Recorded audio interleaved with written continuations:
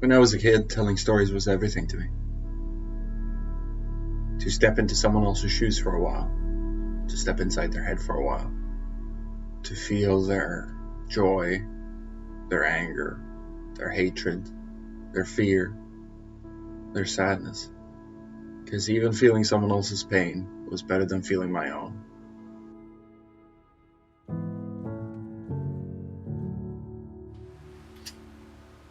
My name's Robert. I'm a filmmaker, designer, writer, whatever the hell else someone wants to pay me for. I've been freelancing for 9 years now, doing everything from documentary TV to web design to translating instruction manuals. I'm also a single father of 2, full-time. Kale is 8. Handley's going on 6.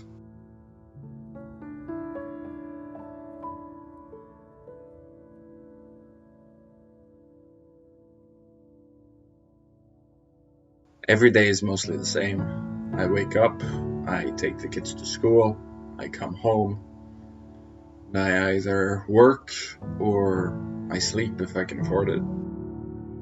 I pick them up and I spend the afternoon with them, talking to them, playing with them, teaching them things. At night, I either work until the small hours of the morning, or I stress about finding the next gig. I'm slowly digging my way out of the hole I've been in for years now. I refuse to let them see any of it. No matter what, there will be food on the table, snacks on weekends, and fun times with Dad. No matter how tired I am. That was never the life I wanted, nor the life I chose. I've been used, cheated on, beaten, stabbed, and raped. I have little fondness for other people, since I've been shown very little of it myself. My father was a difficult man, a hard man in all the worst ways. I never knew much about who he was before I was born. It was only years later that I even found out that I had a half-sister. And he wasn't the one who told me. I feared him the way Christians talk about fearing God. His authority was absolute. He was a drinker, but he was nicer when he was drunk, so I often encouraged him to drink every weekend. I always tell people how he used to beat me. He'd whip me with his belt. I remember one time I tried to hide every belt in the house. I bundled them all up in a big ball of belts and threatened to call Child Protective Services. I still have the scars on my back to show for it. 25 years later, they're still there. 25 years later. What I don't always tell people is though he beat me, what was worse was how he hated me.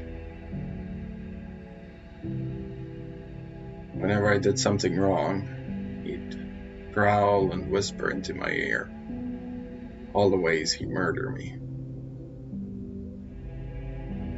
Just low enough so my mother wouldn't hear.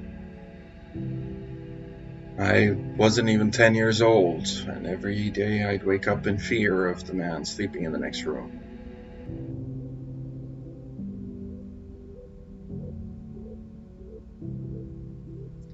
I'd wake up thinking maybe today's the day. Maybe today will be the day he finally decides I will die. My mother was working multiple jobs, and I was her third in a line of kids going back from when she was 16 years old. She was nice to me, though I could tell sometimes she wished she didn't have to be. She just didn't have the time. Television raised me. I'd sit in front of the TV all day, every day, watching TV shows, movies. I'd recorded as much as I could on hundreds of VHS tapes, out of fear that I'd be missing out. That's also when I realized I loved to tell stories. I wanted to make movies. I wanted to draw. I wanted to paint. I wanted to write books. Not to entertain, but as cheesy as it sounds, I guess to make a difference.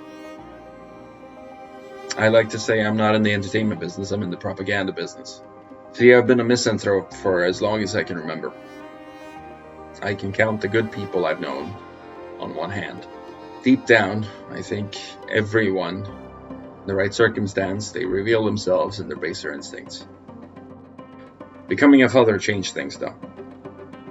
Even if I still think deep down every single person out there is absolute dog shit. And I believe that the world is going to hell in a handbasket. I refuse to let that compromise me. I have to try to be a better person. If not for anything else, then out of spite.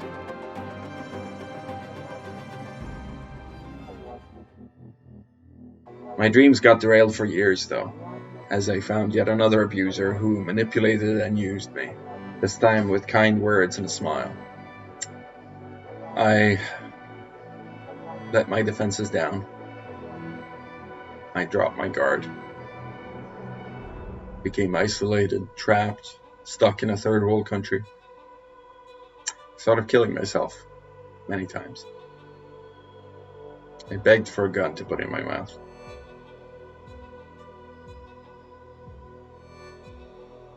I've done horrible things to other people.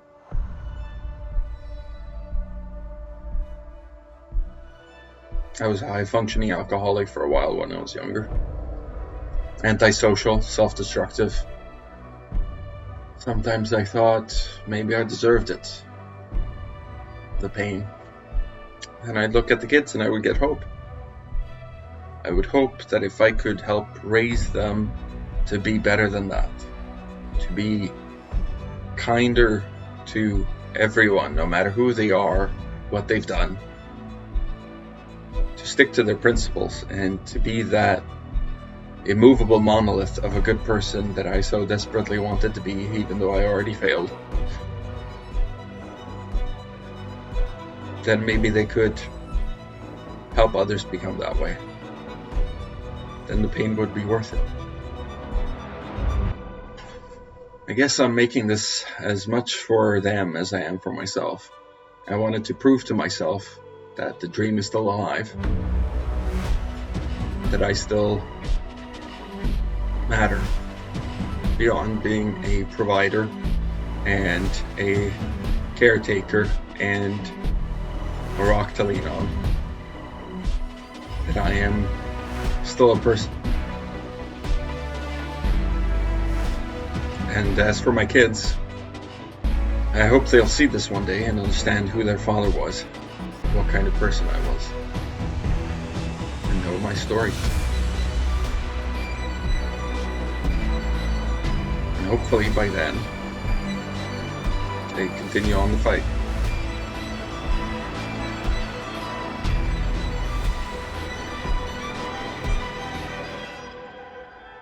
Without the pain.